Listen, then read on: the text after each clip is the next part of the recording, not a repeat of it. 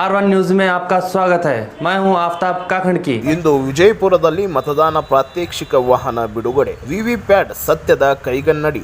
ಭಾರತ ಚುನಾವಣೆ ಆಯೋಗ ಜಿಲ್ಲಾಡಳಿತ ವಿಜಯಪುರ ವಿಧಾನಸಭಾ ಸಾರ್ವತ್ರಿಕ ಚುನಾವಣೆ 2023 ವಿಜಯಪುರ ನಗರ ವಿಧಾನಸಭಾ ಕ್ಷೇತ್ರದಲ್ಲಿ ಜನರು ಮತದಾನ ಮಾಡಿದ ನಂತರ ತಮ್ಮ ಮತ ಯಾವ ಪಕ್ಷಕ್ಕೆ ಹಾಕಿದ್ದಾರೆ ಎಂಬುದು ತಿಳಿಯುವ ಹೊಸ ಯೋಜನೆ ರೂಪಿಸಿ ಭಾರತ ಚುನಾವಣೆ ಆಯೋಗ ಜನರಲ್ಲಿ ಅರಿವು ಮೂಡಿಸುತ್ತಿದೆ. ನಿರಂತರ ಸುದ್ದಿಗಾಗಿ ನೋಡ್ತಾ ಇರಿ R1 ನ್ಯೂಸ್ ವಿಜಯಪುರ.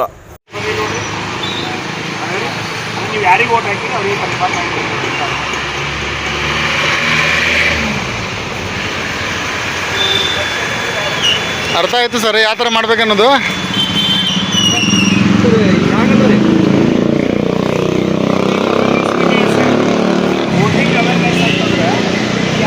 ಓಟ್ ಹಾಕ್ತೀವಿ ಅವ್ರಿಗೆ ಕನ್ಫರ್ಮ್ ಆಗಿರ್ತಕ್ಕಂಥದ್ದು ಈ ಕಾರ್ಡಲ್ಲಿ ನಾವು ನೋಡ್ಕೋಬೋದು.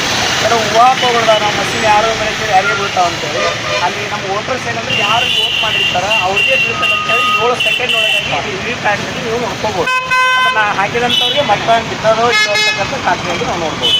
ಇಲ್ಲಿ ವಿರೋಧ ಪಕ್ಷವರು ಆರೋಪ ಮಾಡ್ತಿದ್ದಾರೆ. ಹಾಂ, ಅದು ಮಾತಾಡಲ್ಲ ಸರ್. ನಮ್ಮ DC ಆಫೀಸೇ ಬಂದಿದೆ ನಮ್ಮ ಡಿಪಾರ್ಟ್ಮೆಂಟಿಂದ.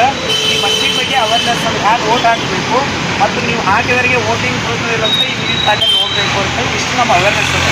ಮತ್ತು ಜನನಿ ಕೂಡ ಬೇರೆ ಬೇರೆ ಕಡೆ ಹೋಗಿ ಯಾವಾಗಿಂದ ಪ್ರಾರಂಭ ಆಗಿತ್ತು ಇದು? ಅದನ್ನು 13ನೇ ತಾರೀಕಿಂದ ಪ್ರಾರಂಭ ಆಗಿದೆ. 20ನೇ ತಾರೀಕಿನ ಎಲ್ಲ ವಾರ್ಡ್ಗಳೇ ಹೋಗ್ತಾರೆ. ಎಲ್ಲ ವಾರ್ಡ್ಗಳಲ್ಲಿ ಟೀಮರ್ ಆಗ್ತಾರೆ. ಈ ಒಂದೇ ಗಾಡಿ ಅದು ಅಥವಾ ಬೇರೆ ಬೇರೆ ಗಾಡಿ? ಒಂದು ಗಾಡಿ ಅದ, ಬೇರೆ ಟೀಮ್ಗಳು ಬೇರೆ ಬೇರೆ. ಒಂದು ವಾರ್ಡಿಗೆ ಬೇರೆ ಬೇರೆ ಅದೇನ್ರಿ? ಹಾಂ, ಬೂತ್ಗೆ ಒಂದೊಂದು ಅಲ್ಲೇ ಹೋಗ್ತಾರೆ. ನಮಗೆ ಬರೀ ಜನನಿ ಕೂಡ ಪ್ರದರ್ಶನ ಹೋಗಿ ಪ್ರಚಾರ ಮಾಡಿ